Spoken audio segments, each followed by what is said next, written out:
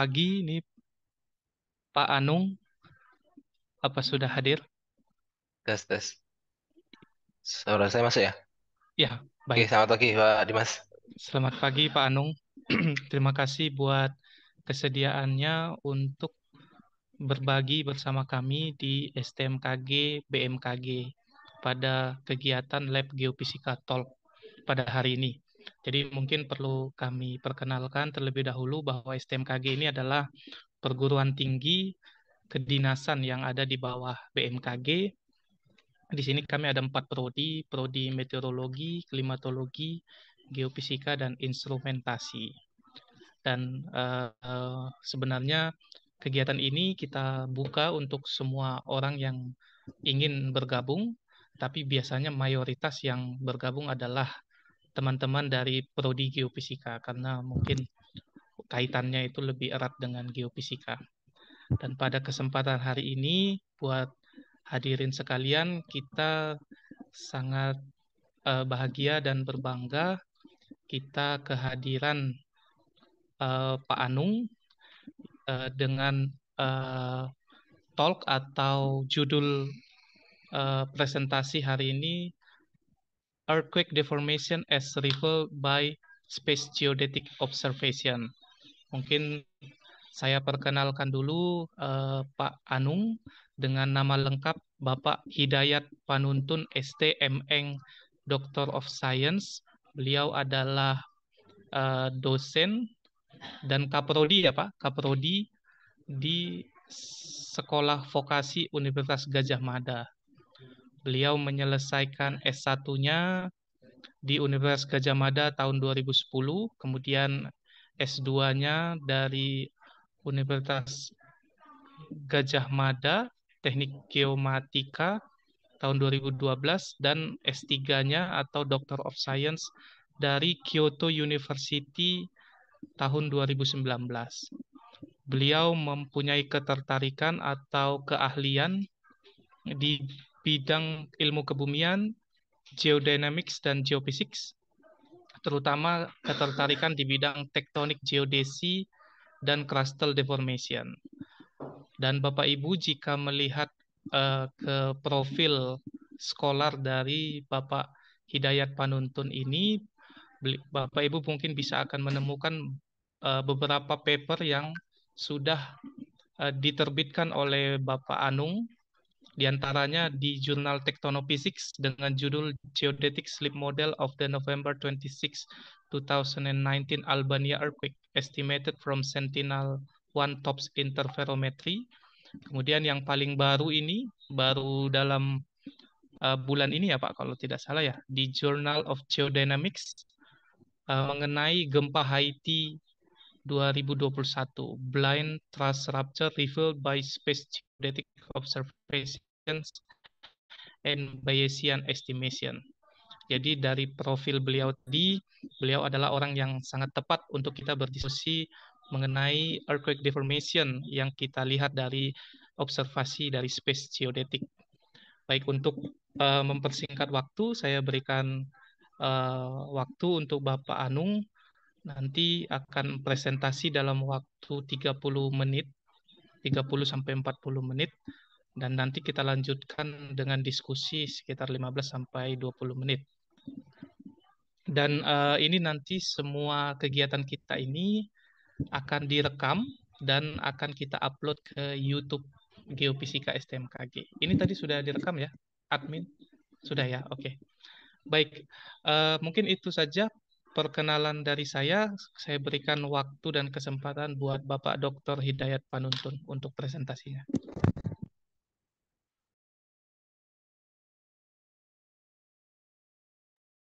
Ya, sudah terlihat ya. Assalamualaikum warahmatullahi wabarakatuh. Sudah Pak. Assalamualaikum. Selamat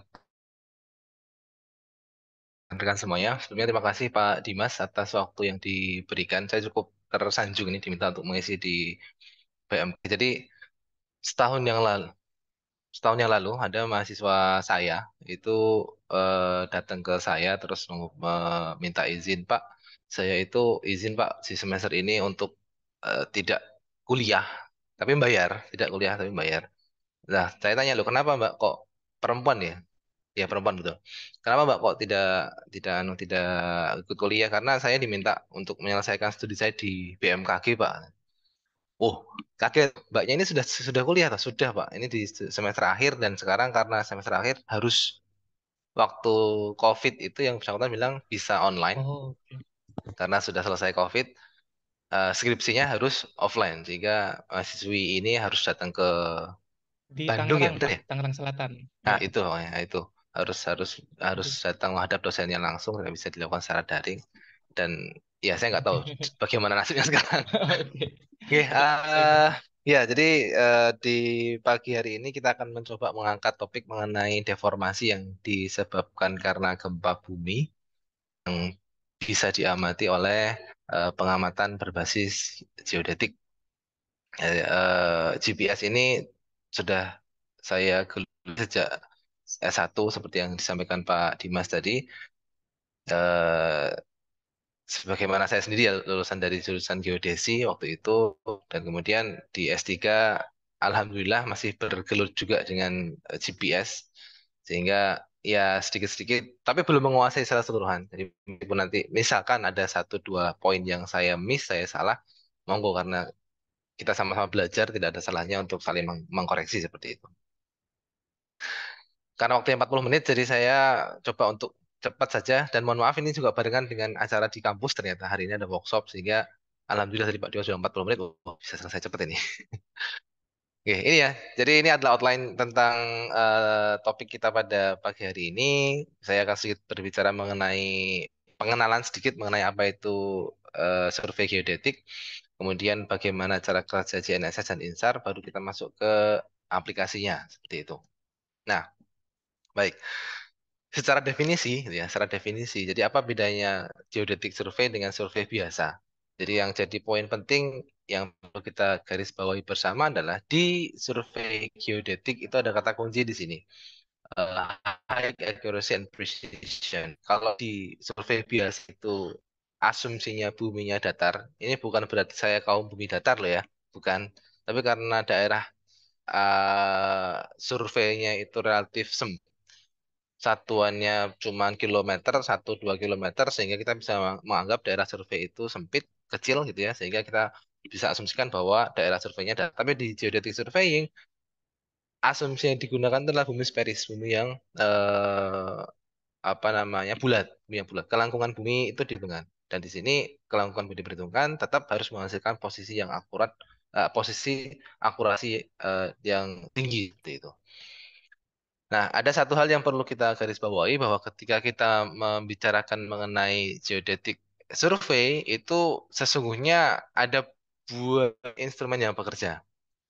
Jadi jangan jangan sampai kita mengasumsikan bahwa geodetic survey itu hanya terbatas pada GPS saja atau ada yang menganggap geodetic survey itu hanya terbatas pada satelit altimeter atau terbatas pada gravity atau hanya pada INSAR saja. Kita enggak. Kalau kita lihat di apa banyak literatur, geodetic survey itu kumpulan dari banyak sensor dan instrumen yang yang bekerja menjadi satu sistem sehingga menyusun apa namanya sebuah sistem pengamatan presisi yang berfungsi untuk memonitor semua aktivitas yang ada di permukaan dan di bawah permukaan bumi, gitu ya. Nah, secara umum kalau kita lihat dari objek yang diukur, maka kita bisa mengelompokkan menjadi 5 level. Ada level 1 sampai level 5. Level 1 ini dia masih bekerja di terrestris yang alatnya nempel. Mungkin rekan-rekan di BMKG mengenal TS ya, Total Station atau Water Pass. Gravity yang ground base juga bisa masuk ke level 1. Yang dua itu masuk ke pengamatan yang low altitude. Low altitude itu adalah pengamatan yang menggunakan satelit-satelit yang berada di ketinggian 100 maksimal nggak nyampe 20.000 seperti GPS. Nah, yang tiga ini adalah PS dan teman-temannya. Yang level 4 itu adalah pengamatan SLR, Satelit Laser Ranging atau LLR, Lunar Laser Ranging. Yang kelima ini adalah pengamatan yang basisnya adalah objek-objek kuasar. Kalau rekan-rekan pernah mendengar istilah F, VLBI, Very Long Baseline Interferometric, nah itu masuknya di level level 5. Nah ini ya, jadi level 1 sampai level 5. Jadi dari yang mulai nempel di tanah sama sampai dengan pengamatan yang objeknya itu ekstragalaktik, ya, kuasar. Itu objek bintang-bintang kuasar yang berada di jauh-jauh di sana. Nah, sehingga device-nya pun alat-alat ukurnya pun banyak.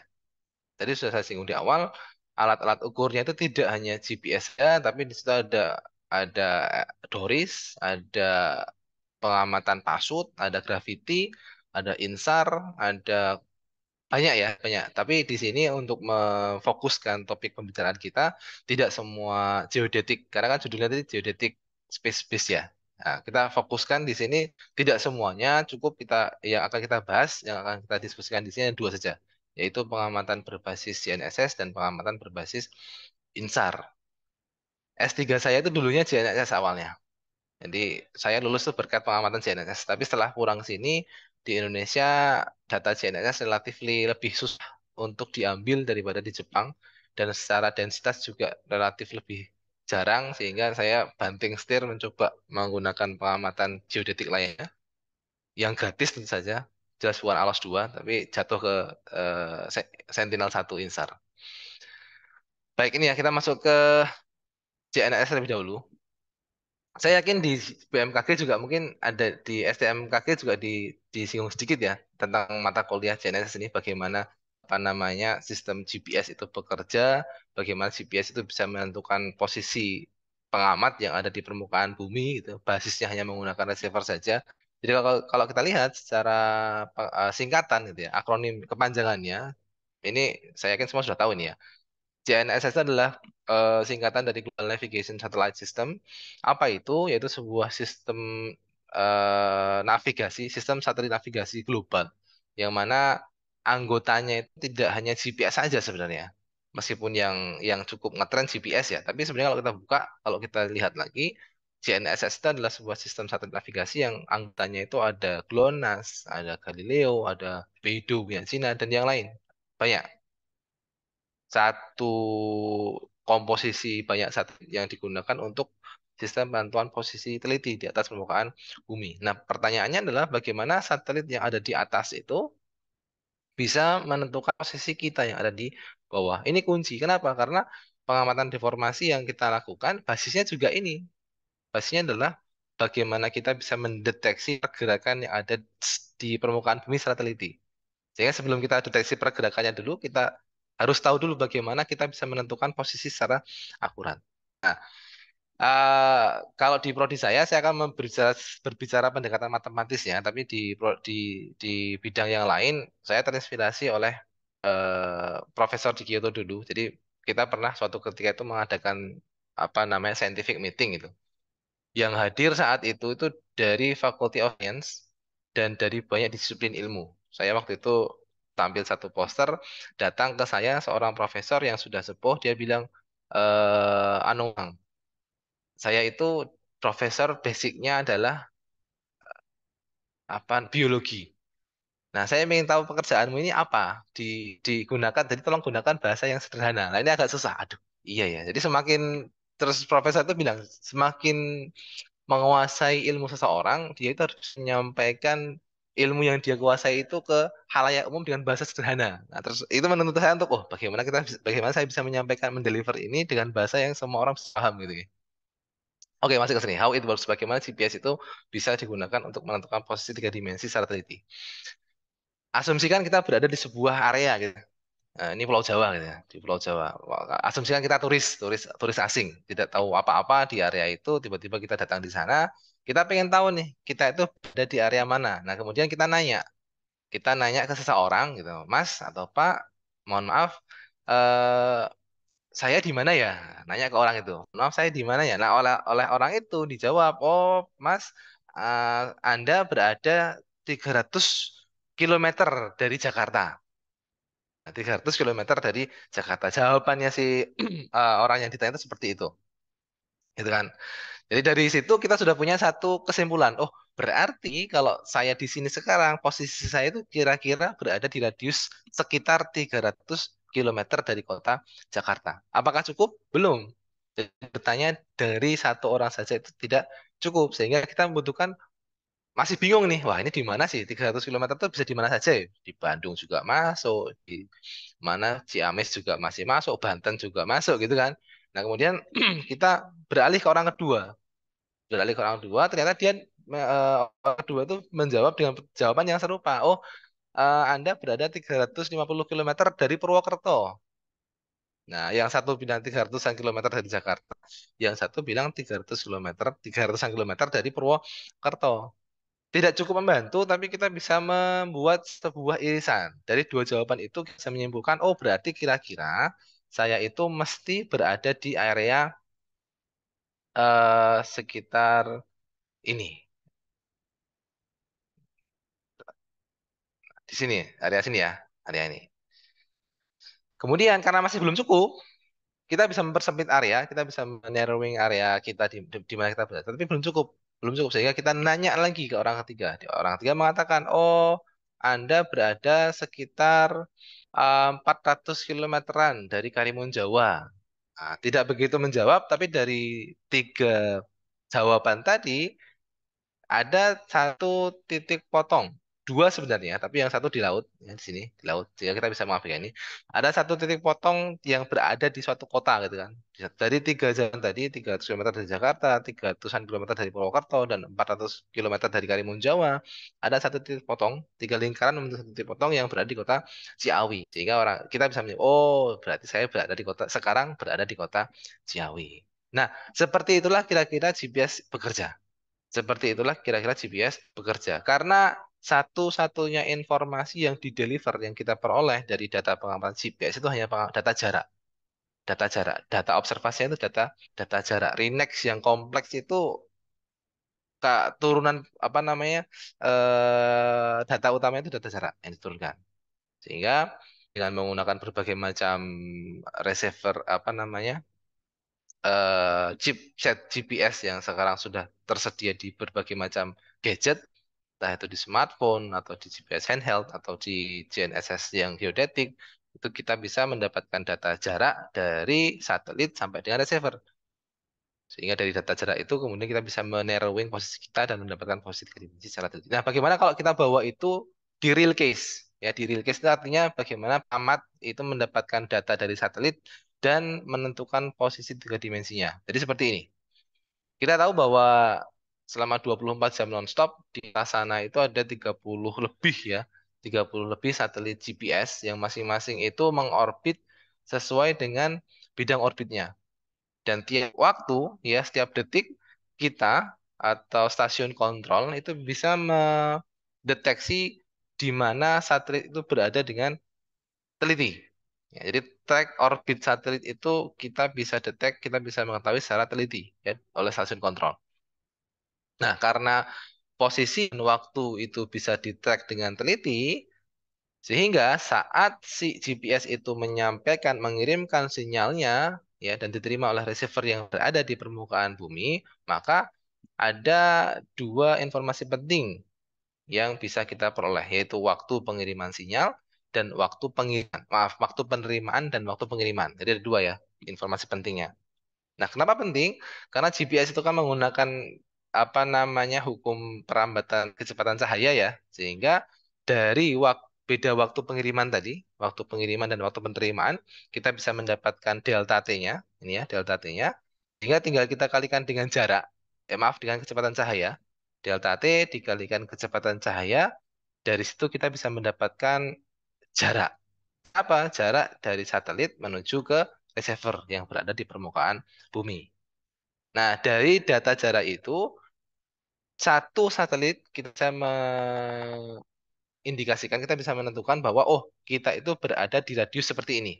Ya, dari satu satelit saja. Sama seperti tadi analoginya, waktu kita bertanya dengan asumsi berada di Pulau Jawa, 300 kilometer dari Jakarta, bisa di mana saja, gitu kan.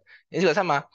Berarti si pengamat dengan hanya satu apa namanya satelit saja, maka asumsinya dia si sistem akan mendetek dia berada di sepanjang sepanjang orbit ini. Maaf, di sepanjang luar lingkaran ini. Ya, di sini. Tentu saja ini belum cukup untuk mendefinisikan posisi satelit. Untuk mendefinisikan lebih tepat lagi, untuk menarrowing posisi kita, kita membutuhkan satelit kedua. Dengan konsep yang sama, kita bisa mendapatkan irisan.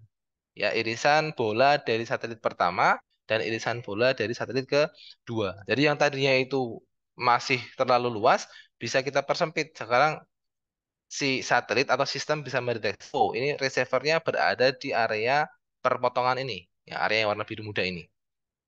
Tapi sekali lagi masih belum cukup karena ini masih bisa terjadi, bisa apa namanya terletak di mana saja, ya di area yang biru muda ini. Nah, untuk mempersempit lagi, kita membutuhkan bantuan dari satelit ketiga.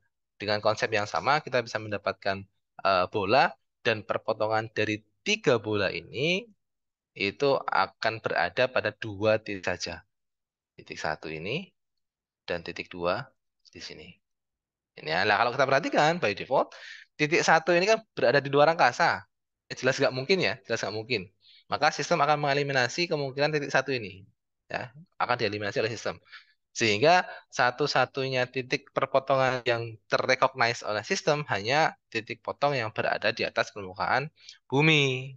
Sehingga kalau dari ilustrasi tadi, cukup dari tiga satelit saja kita bisa menentukan posisi tiga dimensi di atas permukaan bumi.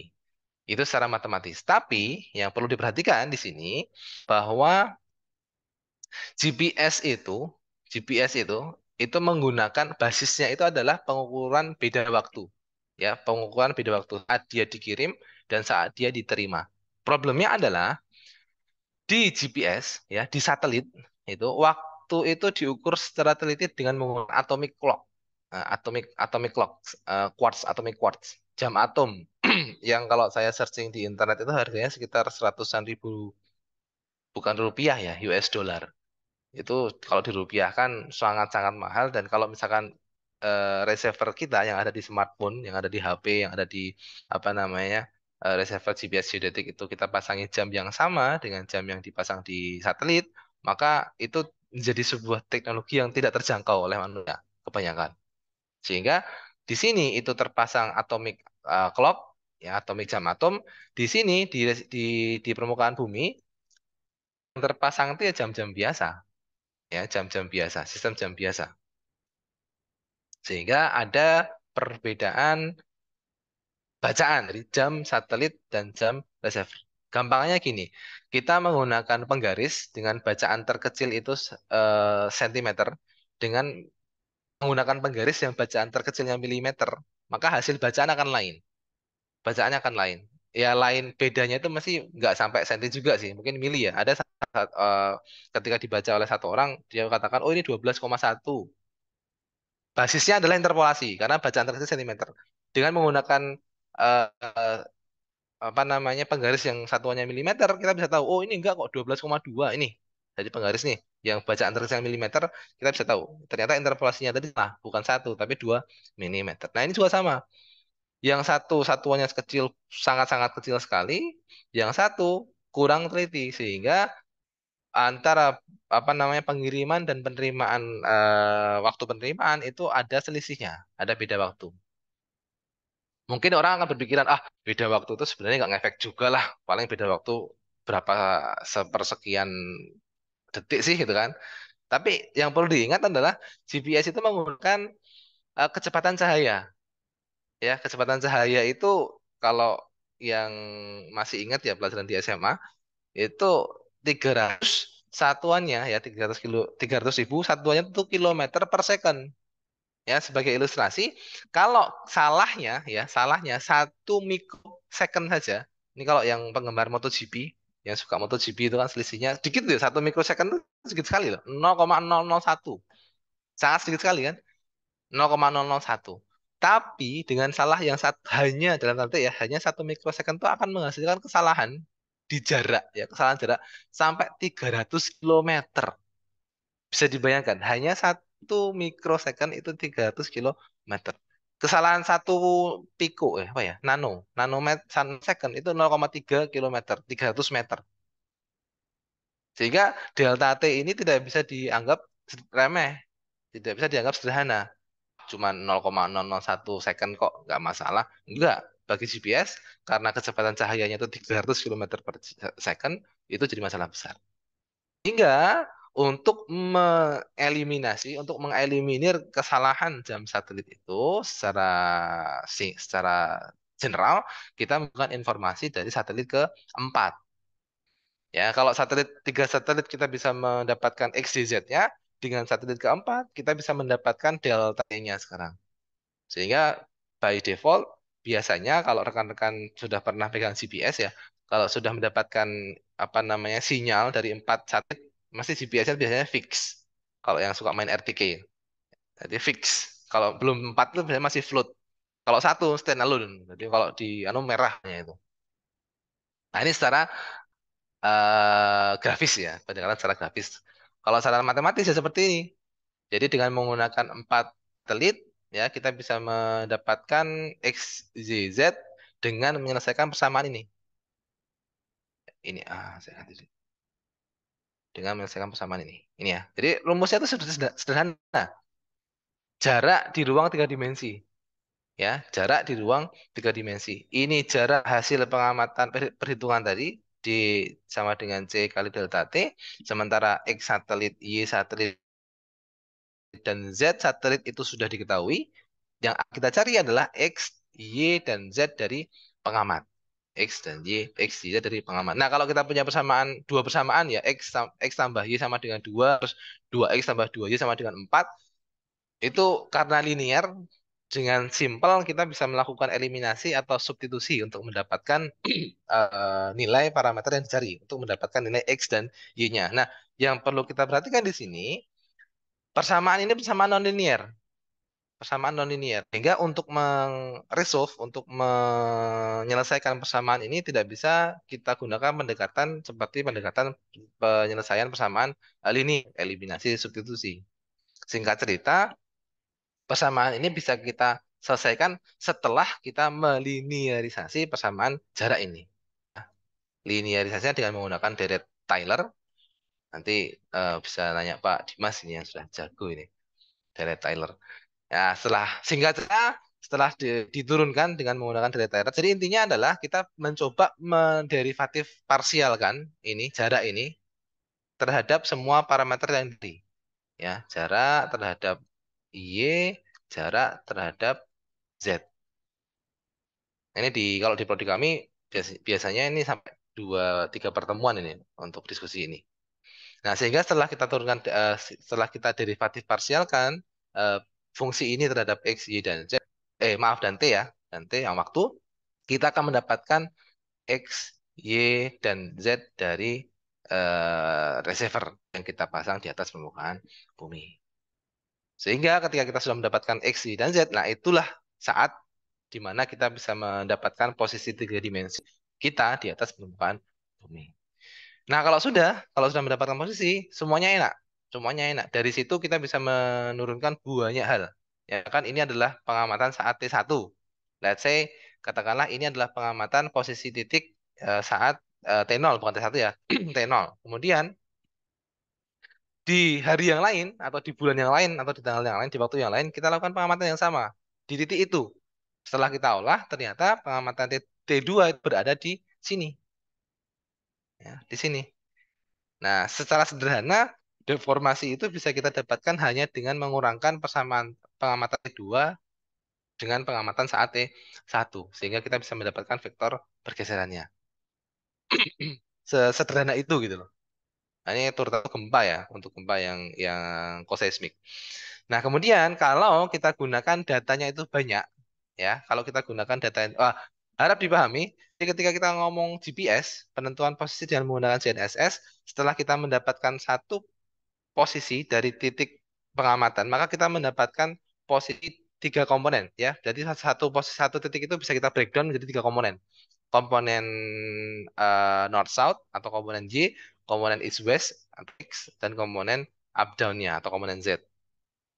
Jadi satu titik ini bisa kita breakdown menjadi tiga komponen. Ini ya, tiga komponen, tiga komponen. Nah, kalau tiga komponen itu kita plot sendiri-sendiri tiap-tiap komponen ya, di mana X itu adalah fungsi waktu dan Y itu adalah fungsi displacement-nya, kita anggap T0 itu adalah eh, referensinya, waktu referensinya, sehingga kalau pengamatannya secara berkala, pengamatan secara berkala dan semua referensikan ke T0, maka kita akan mendapatkan sebuah data deret waktu pengamatan GPS seperti ini.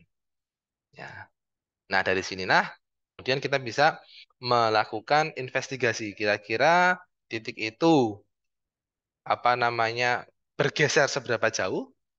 Ya, dari geseran itu kita bisa mendapatkan info lebih dalam lagi. Kalau bergesernya ke arah mana, gitu kan? Bergesernya ke arah mana? Kita sudah mau azimut, kita sudah mau orientasi, dan besarnya seberapa?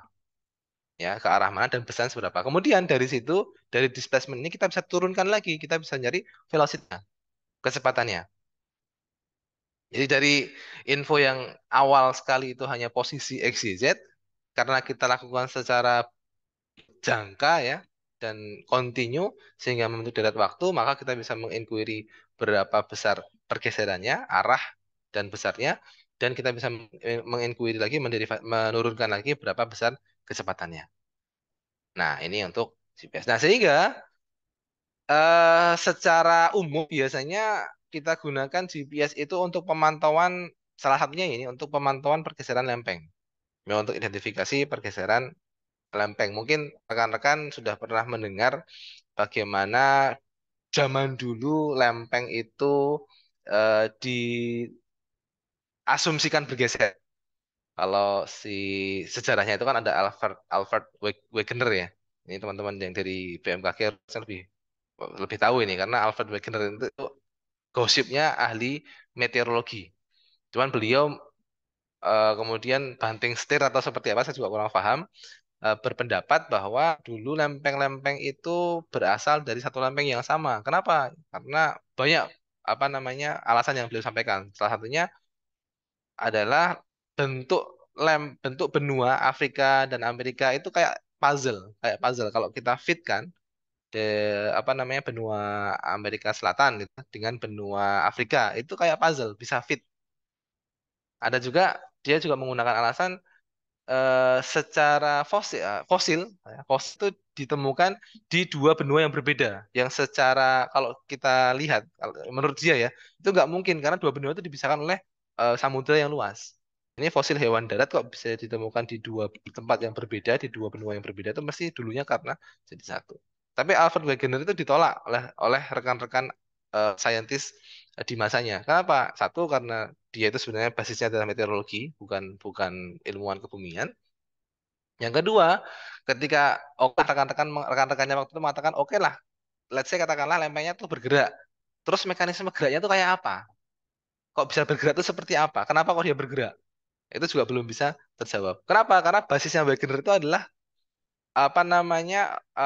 bukti-bukti yang sudah kejadian.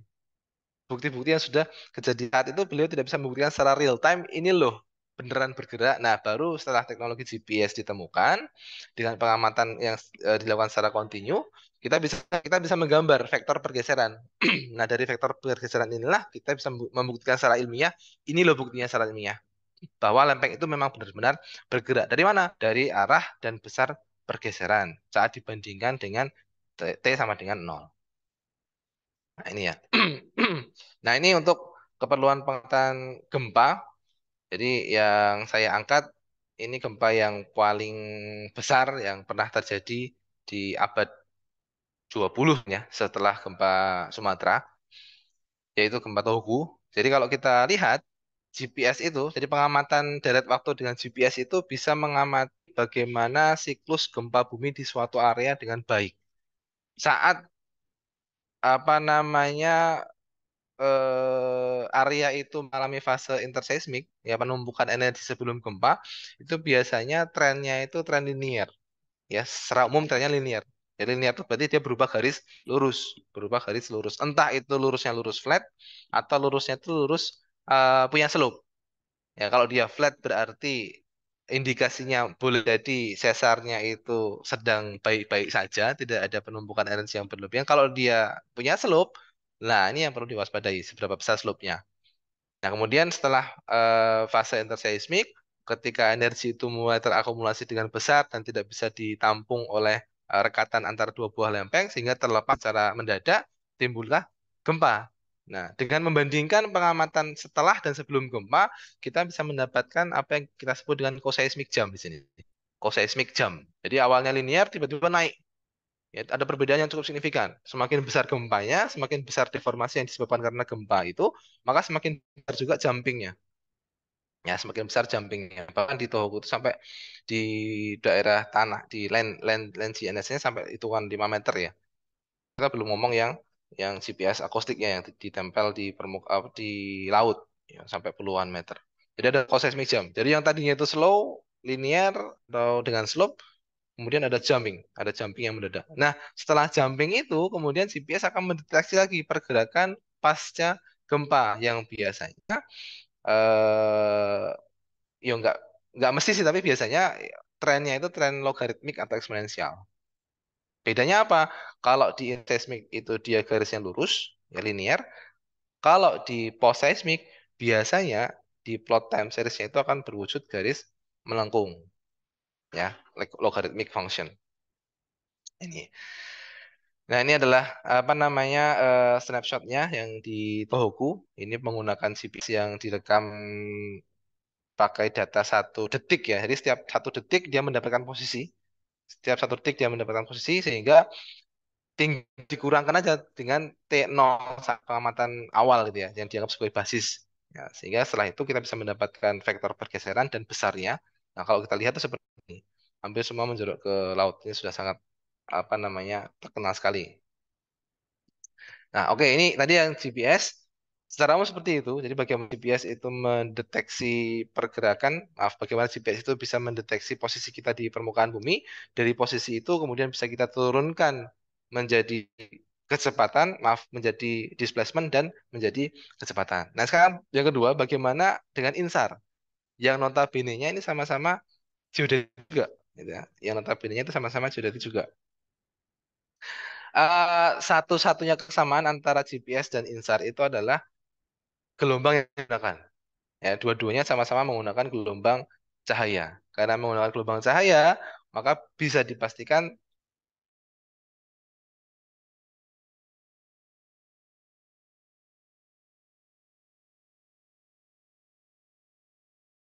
dulu gitu loh. Apa beras sintetik, makanan sintetik itu kayak kayak wah ini nggak sehat ini. Tapi kalau SAR lain ya. Jadi terus wah ini pakai sintetik, jangan-jangan nanti yang pakai jadi nggak sehat. Bukan. Jadi SAR adalah kepanjangan dari Synthetic Aperture Radar. Jadi sebuah sistem radar yang digunakan untuk memantau area dengan apa namanya luas yang relatif besar, ya, relatif besar. Nah, kenapa kok dengan sintetik? Jadi yang perlu dipahami adalah ketika kita akan merekam area dengan luasan yang cukup luas untuk memaintain, untuk menjaga resolusinya itu biar tetap tinggi, aperture-nya itu juga harus tinggi. Bayangkan seperti ini.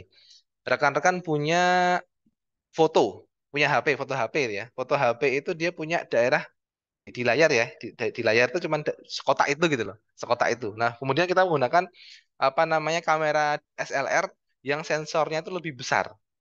Di tempat yang sama ya, let's say pakailah tripod ya. Di tempat yang sama, maka kamera yang apa namanya citra yang tidak foto yang diperoleh dengan menggunakan SLR yang sensornya itu lebih besar, itu biasanya cakupan fotonya itu lebih luas. Cakupan fotonya lebih luas. Selain itu, megapikselnya juga lebih luas. Artinya apa? Bukaan itu sensor itu memengaruhi apa namanya luas area yang direkam dan resolusi spasial yang diperoleh. Nah, problemnya adalah kalau kita ngomong let's say Sentinel. Sentinel itu yang interferometric wide itu 200 kali 200-an kilometer. Nah, iya, untuk mendapatkan daerah sapuan 200-an kilometer kali 200-an kilometer itu satelitnya juga ditempeli sensor yang 200 kilometer kali 200 kilometer. Kan nggak mungkin. Itu nggak feasible juga itu loh. Nempeli satelit dengan sensor yang besarnya sampai ratusan kilometer. Yang kedua, membangun sensor yang sampai ratusan kilometer itu nggak murah. Ya, nanti kalau misalkan itu benar-benar terjadi, Sentinel nggak gratis lagi nanti. Harus bayar kita. Membangunnya susah. Nah, untuk mengatasi itu dibuatlah sistem yang bukan menggunakan real aperture radar lagi.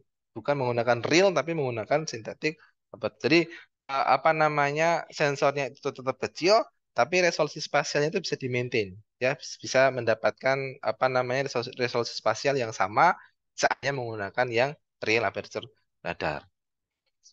Nah ini ya ini sama, jadi menggunakan gelombang elektromagnetik, intinya adalah gelombang matahari lah kalau dijabarkan kan bisa dari mulai dari gelombang yang pendek sampai panjang ya. Nah SAR itu menggunakan band yang ini, ya band yang ini aja. Kemudian apa yang terekam? Nah, ini yang menarik. Kalau teman-teman semua pernah menggunakan kamera HP masing-masing, itu konsepnya agak sedikit berbeda. Kalau dengan HP, karena yang gelombang yang digunakan kalau HP itu kan gelombang visible ya, visible light. Sehingga objek-objek yang terekam di HP itu bisa kita recognize oleh dengan mata sendiri. Ya. Sementara di SAR itu gelombangnya itu gelombang ini, ya. Gelombang-gelombang yang tidak bisa direcognize oleh mata kita, sehingga produk-produknya pun kadang-kadang juga tidak bisa dengan mudah kita recognize. Ada dua item hasil perekaman data SAR. Yang pertama itu adalah amplitudo, yang kedua adalah fase. Yang pertama, dua-duanya penting. Tapi biasanya kalau kita bermain-main di interferometrik, data fase yang biasa kita gunakan. Pun amplitudo juga bisa kita gunakan untuk identifikasi koherensi ya. Nah, ini ya. Jadi yang perlu dipahami, tiap-tiap objek yang berada di permukaan bumi, tiap-tiap objek, semua objek yang berada di permukaan bumi, itu ketika memantulkan sinyal dari SAR, itu dia punya informasi amplitudo, polarisasi, fase, dan frekuensi yang unik. Tergantung dari jenis panjang gelombang yang digunakan. Ya, kita ini tidak akan membahas polarisasi, juga tidak akan membahas mengenai wavelength. Kita coba akan fokus di amplitudo dan fasenya dulu. Ini ya. Nah, kita lihat sana. Dari amplitudo, kira apa yang kita peroleh? Kalau kita lihat, ya amplitudo itu dia merekam energi yang terekam balik oleh sensor. Jadi si satelit SAR itu memancarkan gelombang elektromagnetik, kemudian dipantulkan balik, direkam oleh sensor lagi. Nah, energi yang terekam inilah yang diwujudkan dalam bentuk amplitudo. Pertama, keadaan ketika si energi itu nggak balik, ya. Energi nggak balik. Jadi ketika dipantulkan dia nggak kembali ke sensor, tapi wah ngilang kembali ke sana. Ini ya, yang pertama ini. Yang pertama itu yang ini. Nah, keadaan ini yang kita sebut dengan specular backscatter. Kalau si gelombang elektromagnetik itu mengenai objek-objek yang seperti ini, maka nanti di citranya itu yang citra yang dihasilkan itu akan membentuk area hitam. Area hitam seperti ini, hitam legam seperti ini. Biasanya ini area-area yang reflektif, sungai, danau dan sebagainya itu ya. Opsi yang kedua, ketika si gelombang elektromagnetik yang dipancarkan oleh satelit ini mengenai daerah-daerah yang bergelombang, daerah-daerah yang tidak rata, ya, padang rumput mungkin, apalagi ya, ya itulah yang nggak rata lah ini ya, yang nggak rata, sehingga ada beberapa pantulan energi yang terbuang, tapi ada sedikit pantulan energi yang tersimpan, ya, ada pantulan energi sedikit yang bisa terpantul balik dan terekam oleh sensor. Nah, karena ada energi yang tersimpan, yang terpantul balik dan terrecord oleh sensor, meskipun yang sedikit, maka di sini akan memunculkan eh, apa namanya citra seperti ini. Jadi gelap juga enggak, tapi putih juga enggak gitu lah. Kenapa? Karena hanya sedikit. Nah, kemudian yang ketiga, itu kondisi ketika si gelombang elektromagnetik itu terpantulkan, awalnya dia terbuang, ya, awal terbuang seperti di spekular ini, tapi dilalah apa ya? Di sebelahnya itu ada gedung tinggi. Sehingga awalnya tuh dia mau lari ke sana, tapi karena ada gedung tinggi dia terpantul balik, terekod oleh sensor. Nah, keadaan seperti ini kita sebut dengan double bounce. Double bounce sehingga karena yang rekod cukup banyak, maka di citra itu akan menghasilkan warna yang sedikit lebih cerah dibandingkan dengan yang lain. Ini yang dari amplitudo. Apa yang kita dapatkan dari fase? Kalau dari fase, secara ini saya beri warna sedikit ya, biar nggak bosan nih.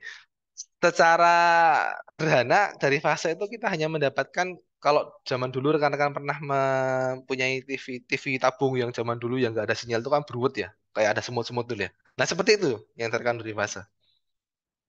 Hanya saja tiap-tiap pixel yang ada di satu sapuan itu, di satu citra itu mempunyai informasi apa namanya jarak dan azimut yang diperoleh secara teliti. Jadi ini itu adalah azimut, ini azimutnya. Yang ini adalah ringnya. Jadi masing-masing dari pixel itu punya nilai azimut dan ring yang sangat teliti. Dan ini yang penting. Dan ini yang penting. Sekali lagi, kalau hanya dari satu data fase saja, maka SAR itu useless, nggak bisa dipakai untuk apa-apa. Jadi, wah saya punya data nih dari Citra Sentinel, tapi cuma satu, tanggal 14 Februari tok. Ya sudah, nggak bisa diapa-apain itu. Nggak bisa digunakan untuk apa-apa. Karena informasi yang diperoleh hanya seperti ini. Nah, untuk mendapatkan informasi yang bermanfaat, maka kita perlu membandingkan data pengukur T0 sama dengan GPS tadi. Data pengamatan fase saat T0 dibandingkan dengan data pengamatan fase saat T1. Konsepnya sangat simpel.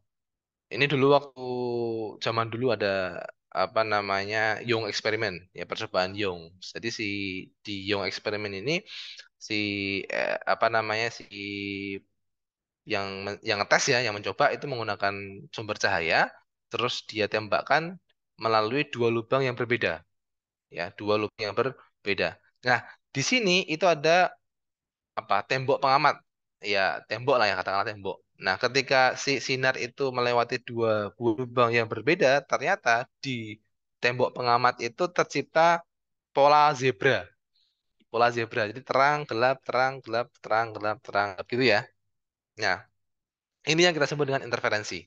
Ketika dua buah gelombang saling berinteraksi ya dengan frekuensi dan fase yang sama, dengan frekuensi dan fase yang sama. Nah, dengan menggunakan konsep yang sama, tadi kalau yang di awal di percobaan ion interferometer itu menggunakan dua lubang berbeda, sekarang dua lubang yang berbeda itu diganti dengan dua waktu pengamatan yang berbeda, ya, diganti dengan dua waktu pengamatan yang berbeda. Di sini syaratnya adalah berfrekuensi dan berfase yang sama besar, maka di sini satelit yang digunakan pun juga sama, sama-sama sentimeter katakanlah seperti itu, atau ALOS 2 atau ALOS 1, ERS dan sebagainya itu ya. Nah, bedanya adalah kalau yang tadi di awal menggunakan dua lubang, di sini menggunakan dua waktu yang berbeda. Jadi secara sederhana, interferometri radar itu adalah apa ya? Simple extension of the Young interferometer concept. Jadi kalau misalkan ya, ini misalkan saat pengamatan di T1 itu area yang diamati ini dengan fase seperti ini, ya ini fase seperti ini. Kemudian pada saat T2, let's say karena ada gempa gitu kan, ada gempa terjadi apa namanya penurunan yang disebabkan karena gempa itu sehingga yang awalnya itu fasenya panjangnya sampai sini, yang awalnya fasenya itu panjang sampai di sini, ada penambahan di pengukuran kedua sebesar ini. Ya, sebesar ini penambahannya. Nah, penambahan inilah yang kemudian kita apa namanya ekstrak, ya, ekstrak dari dua pengamatan itu untuk mendapatkan informasi yang penting mengenai kejadian gempa bumi yang sedang berlangsung. Sehingga gampangannya adalah data itu, ya, ini phase shift ini due to ground motion itu bisa kita dapatkan kalau kita mengurangkan minimal dua citra dari dua pengamatan yang berbeda dengan satelit yang sama. Karena tadi ya persyaratannya interferometer tadi dengan frekuensi dan phase yang sama. Sehingga ini dari dua satelit yang sama, maaf, dari satelit yang sama tapi dengan dua pengamatan yang berbeda. Let's say kalau istilahnya di ada master ya, ada master ada slave. Master itu saat T sama dengan nol. Ini saat T setelah gempa.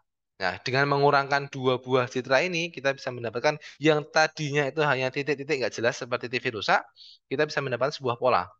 Nah, pola inilah yang kemudian kita identifikasi sebagai deformasi permukaan yang disebabkan karena gempa bumi. Nah, problemnya adalah berbeda dengan GPS. Kalau GPS, begitu kita plot di sana, itu arah dan pergerakannya itu bisa kita ketahui. Oh, bergerak sejauh 1 cm ke arah tenggara. Bergerak 2 cm ke arah timur. Nah, kalau INSAR, dia agak jelimet ya. Karena di sini kalau yang belum pernah melihat atau belum pernah belajar sama sekali dia bakal pusing. Ini kok kayak ada pelang. Ini pelang itu artinya apa? Jadi belum begitu intuitif kalau di insert. Makanya perlu interpretasi. Bagaimana kita bisa menginterpretasi data hasil pengurangan slave dan master tadi. Yang perlu kita perhatikan, ini saya apa namanya singkat saja ini. Jadi yang pertama kita lihat dulu ada berapa pelangi yang muncul di area itu. Ada berapa pelangi yang muncul di area itu. Ya, setelah kita cek apa satelit yang digunakan. Let's say oh Sentinel. Sentinel itu punya panjang gelombang 5,6 ya dari minus pi sampai pi. Nah, sehingga kita potong tengahnya, kita mulai dari nol sehingga apa namanya satu panjang gelombang itu kita bagi jadi dua. Tiga. Jadi 5,6 kita bulan jadi 6 ya. Dipotong jadi dua berarti tiga. Nah, kemudian ya, jadi setengah panjang gelombangnya tiga. Kemudian yang ketiga kita cek. Kita cek kalau sekuennya, urutan perubahan warnanya. Ngeceknya dari luar. Ngeceknya dari luar. Dia berubah warnanya itu dari merah ke biru atau dari biru ke merah. Ya, kalau kita lihat di sini kan biru, biru muda, hijau, kuning, merah. Hijau, kuning, merah. Ini ke kanan ya, ke kanan. Kalau kita bandingkan dengan skalanya ya. Ya, look at the color sequence from the outside to the center. Jadi kita lihat sequence-nya. Dia dari merah ke biru atau biru ke merah. Bergeser dari kiri ke kanan dan bergeser dari kanan ke kiri itu beda interpretasinya. Kalau dia bergerak ke kanan, ya, sekuennya ke kanan, itu menandakan adanya deflasi. Deflasi itu penurunan, ya. Kalau dia bergerak ke kiri, itu berarti inflasi. Identifikasinya kalau dia bergerak ke kanan, maka si tanah itu bergerak menjauhi sensor. Kalau dia bergerak ke arah kanan, si tanah itu permukaan bumi itu bergerak mendekati sensor. Karena bergerak mendekati sensor, berarti kan dia mendekati ya, naik ya, inflasi. Nah ini ya, kalau dia bergerak menjauh berarti subsidence, penurunan. Kalau dia bergerak ke atas berarti uplifting atau kenaikan. Nah kalau kita lihat di sini, dia bergerak ke arah kanan ya, dari kuning, hijau, merah, kuning, hijau, merah, biru. Kuning, hijau, merah, biru. Kuning, hijau, merah, biru. Nah, bergerak kanan. Nah, kalau sudah, kita hitung ada berapa kali perubahan. Dari mulai biru ke merah, kembali ke biru lagi. Ya. Dari mulai biru ke merah, kita hitung sebagai satu frame. Kemudian kalau dia dapat biru ke merah lagi, tadi frame kedua. Biru ke merah lagi, frame ketiga. Nah, di sini, setelah kita cek, ini satu frame, dua frame, tiga frame. Total ada 7 frame. Nah, nilai 7 frame inilah yang kemudian kita kalikan dengan setengah panjang gelombang tadi. Ya, 7. Ya, kalau di sini satu 7/3 ya. Ini ada lebihnya sedikit di sini. Di tengah-tengah ada lebihnya sedikit. Nah, let's say misalkan 7, misalkan 7 ring. Ya, kemudian kita kalikan dengan setengah panjang gelombang tadi, kali 3. Sehingga ada sekitar 21 cm pergeserannya. Ya, sekitar 21 cm. Nah, ini adalah cara interpretasi interferometrik SAR yang diperoleh dari pengurangan dari dua data tadi. Kemudian, ya kalau sudah seperti itu bisa kita interpretasikan, oh berarti tadi 21 cm subsidence kah atau uplifting kah gitu ya. Nah, dari situ kita bisa melakukan interpretasi pergerakan permukaan bumi yang ada pergerakan permukaan bumi dengan menggunakan data INSAR. Nah, ini kalau kita melihat interferometriknya. Nah, kemudian kalau ada proses namanya unwrapping. Unwrapping itu kalau bahasa kita udari di apa ya, di unwrap, dibuka. Kenapa kok dibuka?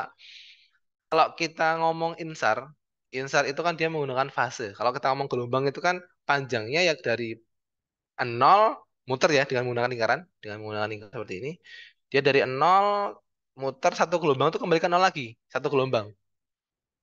Ya, satu gelombang itu dari nol nanti muter satu gelombang. Kalau kita plot dengan sinusoidal ya satu bukit, satu lembah, gitu kan? Satu bukit, satu lembah. Kemudian next lagi ya satu bukit, satu lembah lagi. Nah, dalam keadaan standar dia di wrap gitu kan, ukurannya itu hanya cuman nol kembali ke nol, nol kembali ke nol, nol kembali ke nol. Jadi kalau kita plot ya cuma seperti ini, dari nol ke satu kembali ke nol lagi. Mana? Nah ini. No- eh, 0 ke satu kembali ke nol. Satu kembali ke nol. Terus seperti itu. Nah, proses unwrapping ini yang dibuka. Dibuka itu artinya apa? Saat dia menyentuh ke satu, ya, Next-nya itu bukan kembali ke nol. Next-nya itu dia ke atas, dijumlahkan. Nah, ini di atas, part ini di atas dijumlahkan, part yang ini dijumlahkan, part yang ini dijumlahkan ke sana, part yang ini dijumlahkan ke sana. Jadi penjumlahan penjumlahan fase terukur. Yang awalnya itu hanya 0 sampai 1 minus pi sampai pi, kita jumlahkan, kita gabungkan dengan pengamatan terakhir. Digabung-gabung-gabung sehingga kita bisa mendapati aktual sinyalnya. Nah, ini yang disebut dengan proses unwrapping secara grafis. Kalau secara matematis agak jelimet. Nah, ini contoh-contohnya. Jadi dari yang awalnya bentuknya itu masih kayak apa namanya pelangi, ya setelah proses unwrapping dia akan berubah seperti ini. Ya, yang bisa kita lihat adalah apa namanya legendanya. Kalau di sini satuannya itu masih menggunakan fase radian. Begitu kita unwrap, ya kita unwrap maka satuannya itu bisa berubah menjadi SI meter, ya meter. Sehingga ini secara apa nama interpretasi ini jauh lebih intuitif dibandingkan dengan yang ini. Ya kalau yang satu ini kan kita harus mengidentifikasi satelitnya apa, panjang gelombangnya berapa, terus perubahan fringnya gimana, apakah dari merah ke biru atau biru ke merah gitu kan. Agak jelimet. Nah, begitu bisa kita unwrap, ya yang kedua ini jauh lebih simpel. Karena kalau yang jelas, wah ini biru berarti naik, merah berarti turun. Nah, simple, jelas. Sangat-sangat simpel. Sangat jauh lebih intuitif yang nomor dua dibandingkan yang nomor satu. Nah, ini ya, itu adalah bagaimana INSAR bisa mendeteksi deformasi yang disebabkan karena aktivitas tektonik terutama gempa bumi. Nah, ini plus minusnya. Ya, karena tadi kita sebutkan ada dua jenis, ada GPS dan ada INSAR. Mungkin ada yang bertanya, Pak, GPS dan INSAR itu bagus yang mana sih? Ya, setiap unit atau setiap segala sesuatu dia pasti punya kelebihan dan punya kekurangan. Nggak mungkin kok sesuatu atau manusia ya, semuanya kelebihan kok, kekurangannya nggak ada. Itu nggak mungkin. Nah, di sini pun juga sama.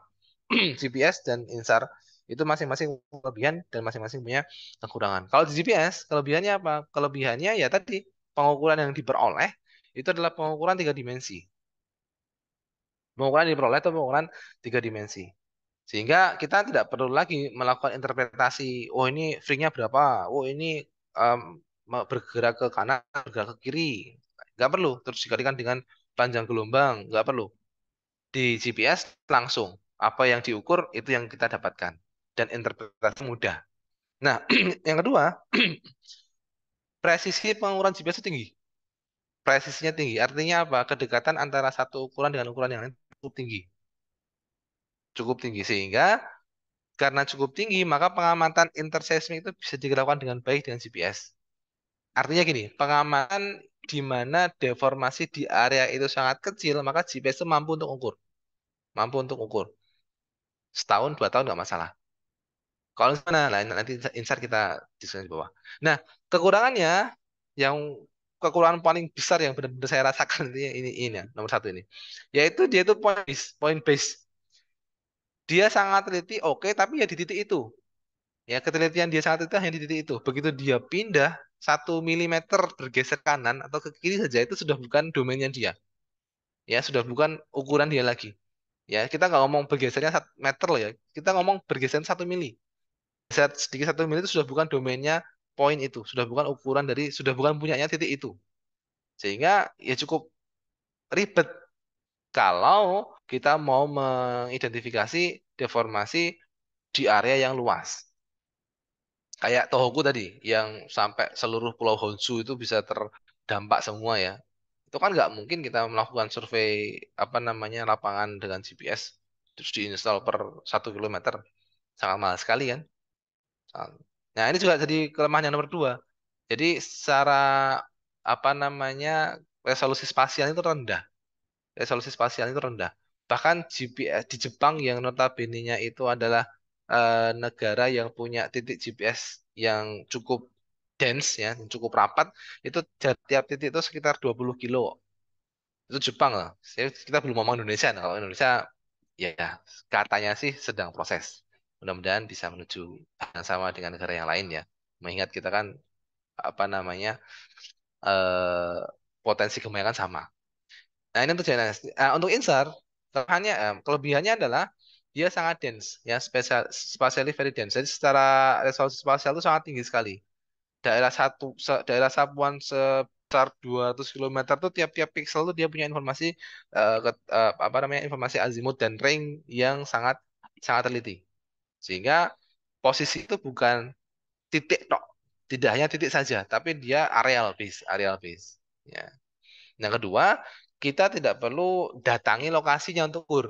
Kalau pakai GPS kan misalkan kita mau ngukur di daerah Bandung, ya mau nggak mau kita harus ke Bandung. Datang, install alatnya, ngukur, beneran ngukur di Bandung. Tapi dengan GPS, ya maaf dengan INSAR, dengan Sentinel, kita cukup download di website, ya download, unduh selesai, udah kita dapat data di daerah Bandung. Nggak perlu capek-capek ke lapangan. Ya, ini ya dua keuntungannya. Nah, kelemahannya ini yang cukup vital. Jadi INSAR itu satu pengamatan data INSAR itu dia hanya mendapatkan pengukuran satu dimensi, ya satu dimensi yang kita sebut dengan line of sight. Jadi kalau kita ngomong displacement, ya deformasi dengan menggunakan INSAR itu deformasi yang searah dengan arah pandang satelit. Misalkan ini sensor satelit, ya dia nembak ke sini, ya ke sini, maka deformasinya itu atau displacementnya itu ya hanya searah dengan ini, plus minus ini, plus minus ini, line of sight. Beda dengan GPS. Kalau GPS ketika kita install satu, ngukur dapat time series, data pergeseran itu tiga dimensi. Ya, up, down, east, north, east, west, north, east, dapat semuanya. Sehingga kita bisa tahu bahwa titik ini bergeser ke arah mana, besarnya berapa. Kalau SAR tidak bisa. Nah, yang kedua, kalau di sini resolusi spasialnya tinggi, resolusi temporalnya itu rendah. Resolusi temporal itu rendah. Kalau GPS kita bisa mendapatkan data 1 second ya dengan GPS 1 Hz. Nah, sementara dengan INSAR paling cepat itu 6 hari Sentinel. Paling cepat itu 6 hari. Kalau dengan GPS kan enggak ya, second. Satunya detik. Itu kita bisa dapatkan itu. Tapi di INSAR enggak. Sehingga resolusi temporalnya itu cukup apa namanya jelek. Ya. Nah, kemudian yang ketiga, karena ya ini sebenarnya masuk ke kelemahan. Ini kalau dijelaskan cukup panjang. Jadi INSAR itu dia sangat berpengaruh pada pemilihan data master dan slave-nya. Tadi sudah saya sampaikan bahwa untuk mendapatkan citra interferogram itu harus dibandingkan mana masternya, mana slave-nya. Problemnya adalah kalau master dan slave ini terpisah cukup jauh, maka dia akan terjadi penurunan korelasi. Kalau penurunan korelasi, jadi gampangnya gini, ada satu area di master itu punya satu pixel informasi azimut sama ring.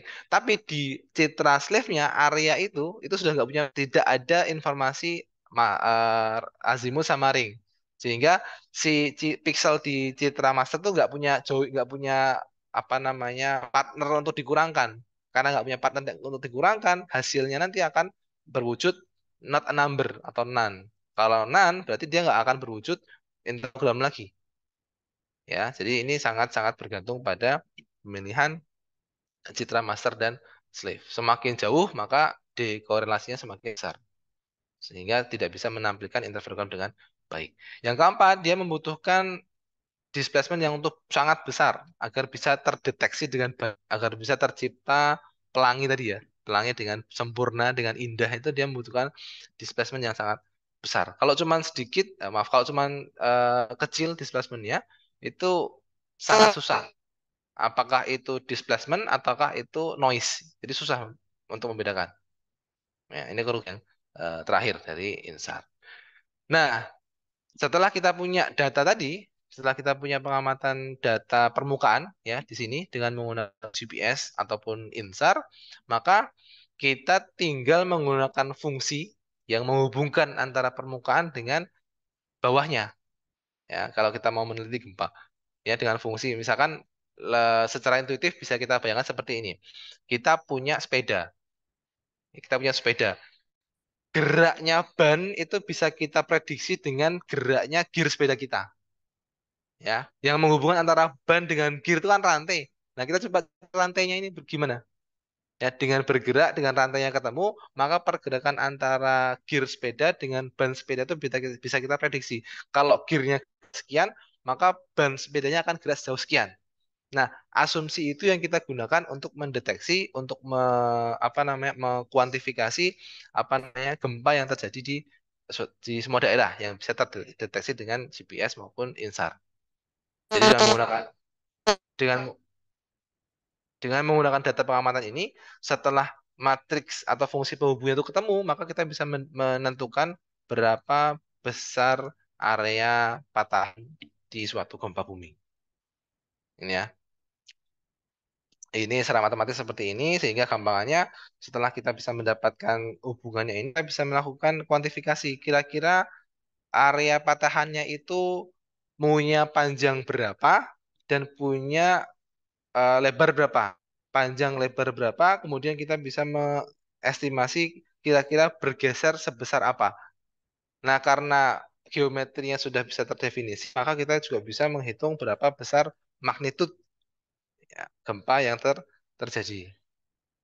Nah, ini di luar sana sudah cukup banyak modifikasi, artinya tidak hanya dengan menggunakan U sama dengan G kali S ini, tapi G-nya itu bisa kita modifikasi dengan banyak pendekatan.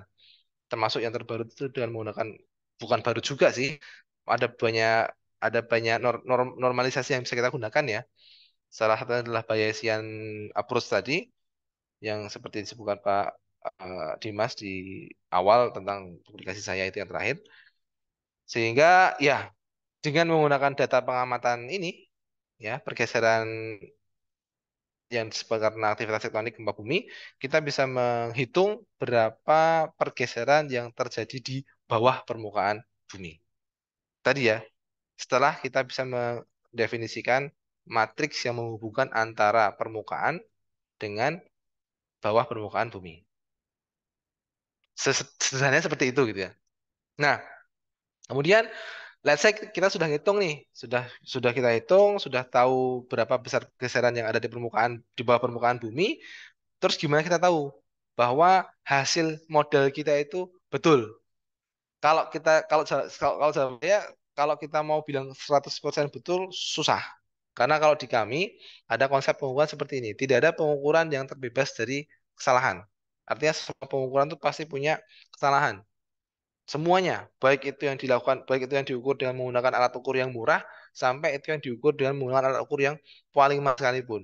Sehingga kalau kita lihat di banyak pengukuran itu pasti ada ukurannya berapa, ada plus minus di sini. Berarti biasanya diukur dengan plus minus nilai simpangan bakunya. Itu menandakan bahwa ukuran itu pasti punya kesalahan. Tapi bukan kesalahan blunder ya. Kalau blunder ya jangan. Biasanya kayak sistematik atau random. Nah ini ya, kembali. Bagaimana kita bisa memastikan bahwa model kita itu sudah betul? Ya, gampangannya dari model itu kita hitung balik aja, kita hitung forward calculation, kita hitung berapa nilai pergeseran hasil hitungan menggunakan model yang sudah kita buat. Kalau sudah, kita bandingkan antara model dengan data ukuran sebenarnya. Ya, kita bandingkan, maaf. Nah, kita bandingkan. Nah, kemudian yang paling simpel nih ya, yang paling simpel kita hitung berapa nilai dari root mean square-nya. Ya, berapa selisihnya antara model dan nilai observasi. Ketika nilai model dan observasi itu selisihnya kecil, maka kita bisa asumsikan secara statistik model kita itu sudah betul. Ya, secara statistik. Kenapa statistik? Karena nanti ketika sudah ngomong real world-nya, kadang-kadang hitungan matematis itu nggak nggak tidak masuk akal secara fisik, sehingga kita butuh treatment lagi di sini, kita butuh konsen tambahan di sini, tapi itu bisa kita bicarakan di lain waktu ya. Tapi secara umum, secara sederhana, secara gampangannya kita bisa membandingkan model dan observasi. Kalau RMS-nya kecil, berarti secara statistik model kita itu sudah betul. Ini ya. Ini yang saya lakukan kemarin di Tohoku. Ini contohnya untuk post-seismic Tohoku. Jadi dari model ini, ya model afterslip ini, saya hitung apa namanya displacement yang merah-merah ini. Saya bandingkan dengan yang warna kuning. Arahnya kok sama, ya RMS-nya sebesar ini, berarti secara statistik model afterslip-nya sudah oke. Nah ini untuk INSAR, dari data ini, dari data dimensi ini, loss. saya invert untuk mendapatkan informasi apa namanya patahan yang bekerja karena gempa. Dari situ saya hitung forward untuk ngecek apakah model saya itu sudah bisa menghasilkan yang sesuai dengan data pengamatan. Kalau sudah betul. Ini juga contoh yang lain di Mentawai. Saya dan tim ngecek tentang gempa 2010 Mentawai. Di sini kita menggunakan model yang lebih sophisticated ya, pakai FEM. Kita cek, dapat model seperti ini. Ya, dari model kemudian kita running forward calculation, kita bandingkan dengan yang observasi, RMS-nya jauh lebih kecil dibandingkan kalau kita menggunakan model bumi yang sederhana, ya homogen. Sehingga ya kita bilang secara statistik model FEM lebih representatif dibandingkan dengan model bumi homogen. Ini juga contoh yang lain dengan menggunakan data SAR. Ternyata data INSAR pun kalau kita gunakan untuk kalau kita apa namanya plot time series pada pengamatan jangka panjang dari waktu yang panjang itu akan membentuk sebuah tren yang hampir sama dengan GPS. Jadi plot apa nama fase post seismik itu kelihatan. Kan biasanya kalau fase post seismik seperti yang saya bilang di awal tadi ya, ada apa namanya trennya logaritmik atau eksponensial. Dia bukan tren garis lurus ya. Nah, dengan data SAR pun juga kita bisa ini kasusnya gempa, gempa Palu ya 2018 itu setelah gempa sampai dengan 2 tahun setelahnya itu trennya itu tren post seismik banget gitu loh. Nah, ini yang terakhir kemarin di Haiti juga menggunakan data INSAR. Ini di Turki, data INSAR juga. Ini yang sedang saya kerjakan, jadi di Bromo, data INSAR juga. Dan kami mendeteksi ada apa namanya uplifting yang cukup signifikan di daerah Bromo dan sekitarnya yang perlu kita waspadai bersama. Apakah uplifting itu? Tapi biasanya kalau di gunung memang uplifting itu ditandai disebabkan karena proses pergerakan magma ya. Nah, amannya itu kalau uplifting setelah uplifting itu ada deflasi, ada penurunan, sehingga ada proses pengeluaran magma, biasanya erupsi. Nah, dari tahun 2015 sampai tahun 2022, hasil investigasi kami itu mengindikasikan Bromo itu secara linear dia naik. Belum ada proses apa namanya deflasi, penurunan sama sekali. Ya ada, tapi dia hanya periodik dan itu kecil. Di sini turun gitu kan. Sehingga ini yang perlu kita waspadai apakah ini pertanda bahwa apa namanya Bromo itu sedang meningkat aktivitasnya, tapi kita belum tahu itu ini masih in preparation ya, jadi masih belum belum selesai. Baik, mungkin itu yang bisa saya sampaikan. Wah, mohon maaf ini molor sampai jauh. Sudah di chat ternyata. Yap. Oke, oke, Pak Dimas yang bisa saya sampaikan waktu dan tempat saya kembalikan kepada Pak Dimas. Mohon. Baik, terima kasih Bapak Dr. Hidayat Panuntun atau Pak Anung buat presentasinya. Jadi sangat menarik ya. Saya sendiri ini cukup banyak belajar dari presentasi ini. Jadi memang kalau materinya dijelaskan sama pakar yang benar-benar berasal dari bidang tersebut, saya tahu bahwa Pak Anung juga banyak mempublikasikan paper di bidang ini. Ini saya banyak dapat insight ini. Dan semoga juga teman-teman yang lain itu sama seperti saya, kita belajar banyak pada kesempatan pada pagi ini. Sekali lagi terima kasih Pak Anung. Dan kita masuk ke sesi tanya jawab ya. Tadi udah ada beberapa orang yang chat saya ya mau tanya dan bahkan ada yang langsung mau minta materinya ini Pak. Oke, di sini ada Muhammad Najib sama Akmal Firmansyah. Juga tadi ada dua dari kolom chat tadi ngechat ke saya ada M Lutfi dan Aji ya, Aji Saifullah Yusuf. Nanti siap-siap ya. Eh, ada tiga, ada empat Berasa orang kayak berarti defense ya. ini.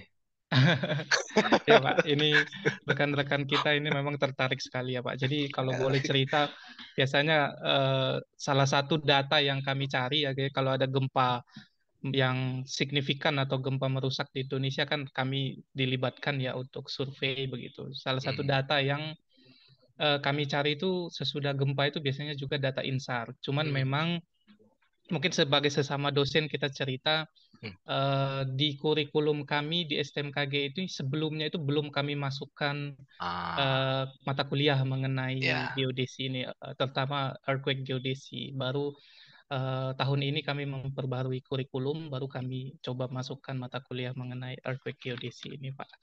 Jadi mungkin teman-teman pasti banyak. Oh, ini sudah ada 5 orang ya pertanyaan. Di sini juga ada hadir Bapak Ibu dosen dari Prodi Geofisika. Ada tadi Pak Kaprodi, Pak Wandono. Selamat pagi, Pak. Salam kenal Pak Wandono. Ada Pak Wandono. Tadi ada Pak Puji selaku pembantu ketua atau Puket, atau kalau di universitas sebagai wakil rektor kami juga hadir tadi. Baik, mungkin kita langsung ke pertanyaan saja satu persatu. Dari Muhammad Najib mungkin memperkenalkan diri dulu dan harapannya pertanyaannya bisa singkat, padat, dan jelas ya. Silakan, Najib. Terima kasih Pak Dimas atas kesempatannya. Terima kasih Pak Hidayat atas presentasinya, sangat menarik presentasinya. Saya izin memperkenalkan diri, nama saya Muhammad Najib Sunan Kadir. Saya eh, baru lulus tahun ini dari Hmm. STMKG. Izin Pak, mungkin ada beberapa pertanyaan. Yang pertama itu dari beberapa diskusi yang pernah saya dengar, itu tuh katanya kalau di geodetik itu dalam perhitungan arah gerak itu menganggap gempa itu sebagai noise katanya Pak, khususnya gempa-gempa besar katanya. Karena itu eh, apa ya? Nanti hasil pemodelannya tidak sesuai dengan hasil observasinya karena faktor gempa katanya. Itu pertama. Apakah benar Pak? Mohon penjelasannya lagi. Lalu yang kedua itu terkait dengan tugas air saya ini Pak. Saya masih ada beberapa pertanyaan karena tugas air saya kebetulan inversi mekanisme sumber dalam menggunakan data GNSS.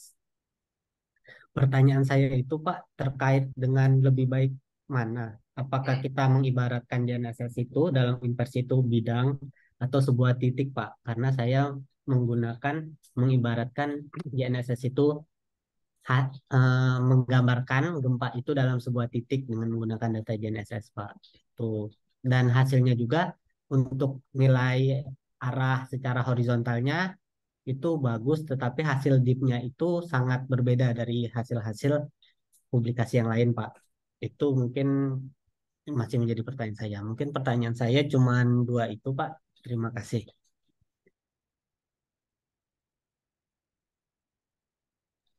Ya, mungkin Pak Anung bisa langsung dijawab Langsung seperti dijawab. itu, Pak. Ya, Pak. Oke, baik.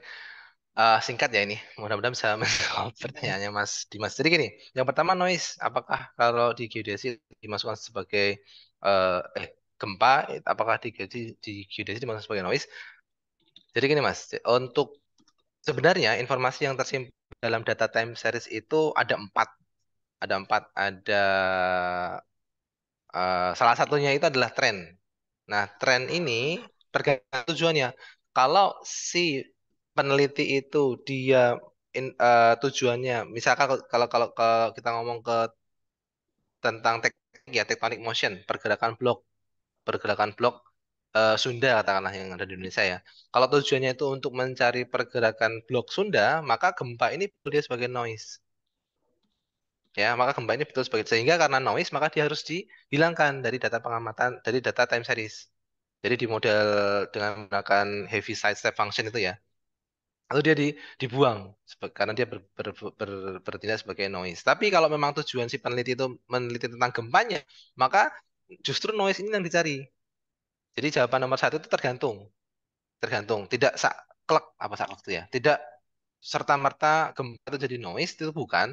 Cuma kalau misalkan tujuannya itu untuk mencari tectonic motion, interseismic pola interseismic di suatu lempeng, maka gempa itu betul jadi noise. Artinya dia dalam arti di sini harus dibuang dari pengaman. Tapi kalau tujuannya itu untuk mencari untuk mencari mengkarakterisasi gempa, justru noise-nya ini yang dicari. Justru noise-nya ini yang digunakan. Itu yang pertama. Yang kedua, inversi ini pakai Okada bukan? Inversinya saya pakai empty time, Pak. Oh, jadi bidang dan titik itu juga kembali ke tujuannya. Kalau misalkan saya juga yang tadi saya tampilkan di slide di dua terakhir itu kan ada finite element model ya. Di situ kita menggunakan model bumi yang lebih apa namanya sophisticated untuk memodelkan gempa bumi. Kalau ditanya perbedaannya apakah ada? Jawabannya ada. Semakin sophisticated tentu saja hasil yang diberikan akan semakin presisi, semakin bagus, semakin mendekat. Tapi problemnya adalah terkadang kita itu membutuhkan hasil yang benar-benar sophisticated, terkadang kita membutuhkan hasil yang fast response. Maka ketika kita membutuhkan yang fast response, ya nggak perlu model-model sophisticated. Cukup dimodelkan sebagai titik, oke. Apakah itu salah? Ya nggak bisa dianggap salah juga karena butuhnya fast response. Toh kalau misalkan dibandingkan yang sudah-sudah ya, kayak Tohoku yang dirilis oleh Ozawa di tahun 2011 itu, berapa bulan setelah gempa Tohoku, itu pakai model yang sederhana itu, simple simple banget. Ketemunya pun juga nggak beda jauh dengan yang menggunakan sophisticated. Dalam hal ini kalau kita ngomong pergeserannya loh ya, bukan kita nggak ngomong kita tidak ngomong reologi model dan sebagainya enggak, tapi kita hanya ngomong kaitannya dengan pergeseran, deformasi yang terekam di data GPS. Baik itu model sophisticated dengan yang jelimet sampai FEM, bukan cuma bidang ya, sampai FEM atau dengan model titik.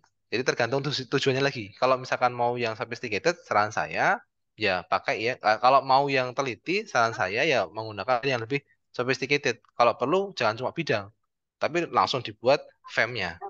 Tapi kalau untuk keperluan fast response, ya sudah pakai titik aja, nggak apa-apa. Itu Mas Najib. Mudah-mudahan menjawab ya. Terima kasih Pak Anung. Selanjutnya dari Akmal Firmansyah. Ini alumni kita yang sekarang di BMKG Pusat ini, Pak. Wah, ini Silakan Mas alumni Akmal. semua ini yang tanya. Ya, nanti ada ya, Pak. Ya. Silakan Mas Akmal. Terima kasih kesempatannya Mas Dimas. Selamat pagi Pak Hidayat. Makasih atas materinya. Saya Akmal, saat ini kerja di Pusat Gempa Bumi dan Tsunami BMKG. Pertanyaan saya ada tiga. Saya pernah ikut survei lapangan dan itu menggunakan GPS gitu Pak. Waktu itu lokasi itu dibutuhkan yang sangat presisi. Nah, untuk mendapatkan presisi yang ya mungkin tidak terlalu susah maupun tidak terlalu jelek itu GPS-nya tuh berapa Pak minimal? Itu yang pertama. Maksudnya GPS yang terekam sama alat kita gitu. Terus Satelitnya. Jumlah satelit. ya satelitnya maksudnya Pak. Oh, Nah, terus yang kedua, eh, berarti tadi kan dibilang kalau INSAR itu apa pengoleksian datanya itu per 6 hari gitu ya Pak ya, baru selesai ya. Nah berarti itu resolusi temporalnya itu juga 6 hari itu ya Pak ya. Kalau misalnya kita mau plot time series kayak gitu misalnya, paling kecilnya. Terus yang ketiga untuk data insar nih ada pusat data gratisnya gitu nggak Pak? Kalau GPS kan saya pernah ikut course tuh ada tempat apa kalau kita mau ngambil data GPS dan itu gratis gitu bisa dipakai gitu. Kalau insar ini ada di mana gitu Pak? Makasih Pak. baik, langsung dijawab Pak Dimas. Ya, silakan Pak. Nah, oke. Yang pertama, survei GPS. Kira-kira butuh berapa satelit untuk bisa bagus yang teliti? Jawabannya adalah problemnya bukan di jumlah satelitnya. Karena by default, kalau dia belum mendapatkan 4, dia tidak bisa mendeteksi posisi itu. Dia masih float. Nah, problemnya itu kalau misalkan kita mau presisi, pastikan stasiun yang tempat berdiri alat itu memenuhi kriteria SNI. Dia harus clear sky, terus dia harus max angle-nya di set 15 derajat dan sebagainya itu, multipad-nya juga minimal dan sebagainya. Saya pernah di Kalimantan survei pakai GPS. Ya Kalimantan kan hutan ya. Tengah ngukur titik waktu itu survei minyak, survei pendahuluan untuk minyak bumi. Pas ngukur di spot itu, ternyata pohon semua. Ya sudah, saya minta porter saya untuk nebang semua. Pak, itu tolong ditebang semua, Pak. Radius 10 meter tebang semua. Tebang semua itu.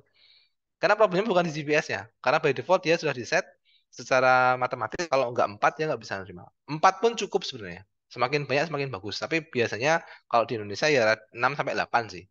Tapi sekali lagi 6 sampai 8 kalau dia berdiri samping gedung tinggi ya sama aja. Dia nggak bakal bagus. Atau 6 sampai 8 dia berada di tengah ruangan, di ruang kelas. Itu juga nggak sama aja.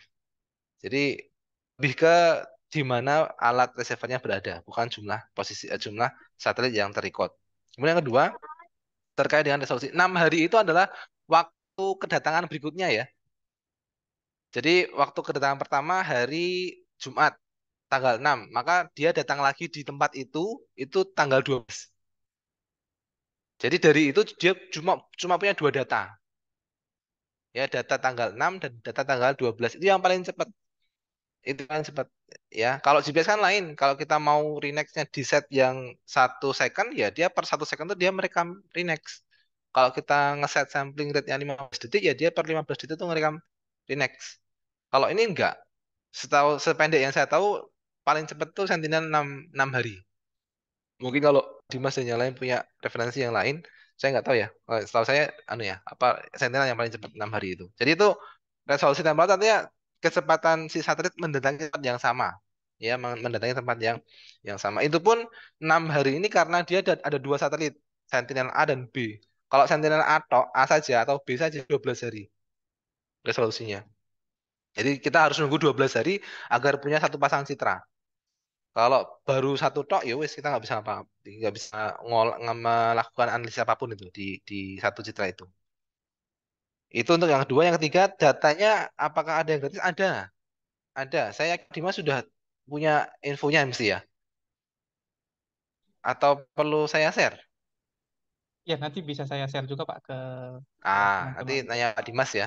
Iya, Ada di banyak banyak di Alaska Facility ada, di Alaska, ya. UNAVCO juga ada, banyak lah. Tapi sependek yang tahu yang gratis nggak banyak. Yang gratis Ya. nggak banyak. Nah, ini yang menarik. Ini saya terus terang baru baru buka beberapa hari yang lalu. Jadi 2 tahun yang lalu saya ngikutin website apa tuh saya lupa. Di situ dikatakan bahwa ALOS 2 itu ada planning untuk digratiskan. Nah, Hmm. beberapa waktu yang lalu karena ada mahasiswa yang datang terus diskusi penelitian, saya baru keingat, ini ALOS 2 jadi digratiskan nggak? Saya cek di website itu L11 itu gratis. Sudah ya. Artinya sudah bisa diakses. Nah, kalau misalkan itu sudah bisa diakses, itu tapi saya belum cek ini, benar atau enggak. Kalau sudah bisa diakses, kalau Alas 2 itu Jaksa, ya, Jaksa di website Jepang, Jaksa. dari Jepang. Nah, itu apa namanya improvement yang luar biasa sekali. Kalau yang Sentinel itu sangat terpengaruh oleh apa namanya vegetasi, Alas 2 itu sangat powerful sekali dengan vegetasi. Makanya kalau dia bisa gratis, sangat membantu. Saya pernah setahun yang gratis, saya mau order satu citra aja 220.000 yen. Nah, itu kalau pol seismik dengan banyak citra, wah, bisa rugi bandar saya. Siap. Ya, untuk pertanyaan yang ketiga, mudah-mudahan bisa menjawab, Mas Akmal. Ya, gimana Mas Akmal? Kalau kita mau ngambil datanya itu Pak, kita Hmm. bisa apa ya di daerah yang kita mau gitu atau dia tersedianya di beberapa tempat aja gitu. Untuk Sentinel mengcover seluruh bumi ya. Oke. Mungkin bisa di searching nanti apa namanya di Google, eh, Comet gitu. Comet Ya, Leaks Portal. Nah, itu apa namanya rekan-rekan dari Newcastle apa ya, saya nggak tahu. Leeds Bener ya Pak katanya. Dimas ya? University of Ah, Leeds. Leeds. Leeds ya. Nah, Leeds menggunakan data Sentinel, coverage-nya itu sudah banyak banget. Sudah banyak. Dan saya ya beberapa kali juga mengacu di situ untuk ngecek ini ada nggak di sini. Baik. Tapi yang Eh, jelas stepnya biasanya kita menggambar poligon di area yang kita inginkan, terus kita inquiry, masukkan parameter yang kita mau, kayak apa tanggal sapuan, terus metode sapuannya apa, ascending atau descending, nanti akan keluar di situ. baik. Oke, Pak. Terima kasih Pak Ya. jawabannya. Ya, tadi selanjutnya ada Lutfi tadi. Ada duo Lutfi tadi. Ada Lutfi tingkat 2 atau tingkat 3 tadi. Apa, tadi raise hand. Lutfi di mana? Nah, izin Pak, Oh ya, silakan. izin memperkenalkan diri, nama saya Lutfi dari semester 5. Izin bertanya Pak, terkait dengan klasifikasi citra yang dihasilkan oleh GPS tadi, terkait spekular, diffuse, dan double bounce. Saya penasaran kira-kira apa yang menyebabkan gelombang elektromagnetik tersebut terpantulkan dan teridentifikasi menjadi 3 kelompok tadi Pak, yang menghasilkan citra perairan, permukaan tidak rata, dan gedung. Izin arahannya Pak, terima kasih Pak. Langsung dijawab. Ya, silakan Pak. Oke. Mas Lutfi, terima kasih pertanyaannya. Jadi koreksi ya, spekuler dan sebagainya tadi bukan GPS tapi dia INSAR. Jadi kenapa kok bisa spekular, kenapa kok bisa double bounce, dan kenapa kok bisa diffuse itu karena permukaannya. Secara intuitif mungkin untuk gampangannya gini, Mas Lutfi punya center, Itu kan senternya itu diarahkan ke kaca. Maka pantulannya itu kan arah sudut datang biasanya akan sama dengan arah sudut pantul ya. Nah, ketika arah sudut datang sama sudut pantul, pas dia mengenai kaca itu, otomatis kan tidak ada yang kembali ke center ya. Semuanya kebuang ke sana kan. Nah, saat itulah dikatakan diffuse. Jadi semuanya tidak ada energi yang terekam balik. Karena tidak ada energi yang terekam balik, maka daerah sapuan jadi hitam. Karena nggak ada energi apa-apa. Intensitasnya nol. Nah, ketika dia mengenai permukaan yang awalnya tadi kan kaca ya, yang benar-benar bening, air dan sebagainya tadi. Nah, kalau permukaannya itu bergelombang, beberapa beberapa bergelombang tahu ya, apa nggak rata. Nah, ada beberapa permukaan yang nggak rata itu yang menghadap ke arah sensor, sehingga kalau awalnya itu flat semuanya itu terbuang, begitu mengenai part atau bagian permukaan yang sedikit mengarahkan sensor itu ada sedikit gelombang yang kembali ke sensor, tapi sedikit. Yes. Ya, apa namanya amountnya cuma kecil. Karena kecil, jadi ada yang terrekod. Jadi nggak terus hitam sama sekali. Ada sedikit warna abu-abu. Nah, dia akan benar-benar pure putih kalau dia bisa kalau dia bisa menerima energi yang sama ketika dia dipantulkan.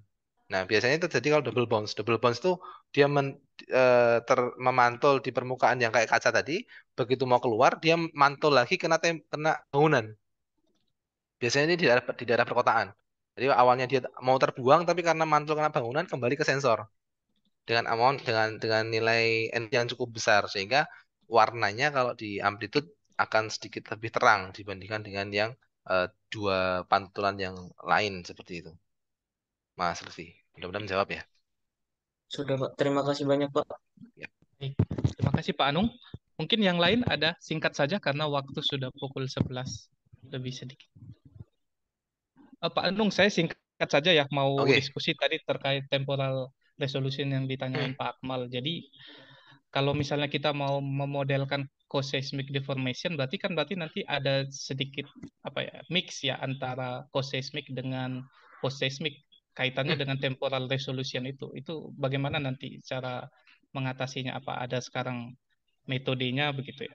Lalu yang kedua, sensitivitas data INSAR kalau yang arah utara selatan atau timur barat itu Pak mungkin bisa dijelaskan karena kan satelit itu ascending descending kan apakah dia lebih sensitif ke fault yang arahnya utara selatan yang timur barat tapi tidak terlalu sensitif untuk fault yang utara selatan gitu Pak karena arahnya kan ascending descendingnya kan hampir utara selatan gitu ya Pak.